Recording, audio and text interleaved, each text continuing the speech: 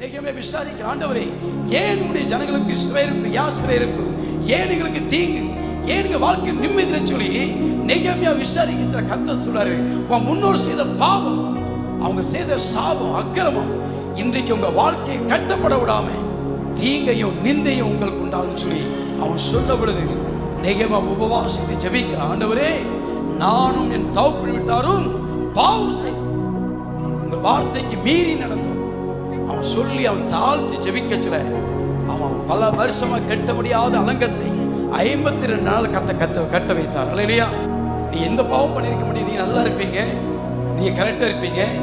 ஆனா அவன் செய்யற சூனியம் உள்ள வருவதற்கு ஒன்று அவன் பயன்படுத்தக்கூடிய ஒரு பாதை என்னன்னா சாபம். நீங்க ஆண்டவர்கிட்ட வர்றதுக்கு முன்னாடி செய்த சில விக்கிரக ஆராதனை இருக்கலாம், நீங்க சிஎஸ்ஐ கிறிஸ்தவர்களா, பெந்தேகோஸ்தா இருக்கலாம். சில கிறிஸ்தவங்க என்ன செய்வாங்க, அதாவது என்ன செய்வாங்க, சொரூபங்களையும் போட்டோக்களையும் வணங்குவீங்க. ஆமா, இல்லைன்னு இருக்குது. சில அப்பாவை போட்டோ போட்டு வணங்குவீங்க. இதெல்லாம் சாபத்தை கொண்டு வரும். இந்த சாபத்தின் விளைவு, அந்த சாபத்தை பிடித்து அந்த வழியா சூனியன் செய்தவங்க வருது. அவன் ஏவல் பண்றான், அது வருவதற்கு ஒரு வழியை உண்டாக்கி கொடுக்குது. அப்ப இன்னைக்கு அந்த சாபம் முறிக்கப்படச்சல அந்த பாதையை கர்த்தர் அடைத்து போடுவார்கள். இல்லையா?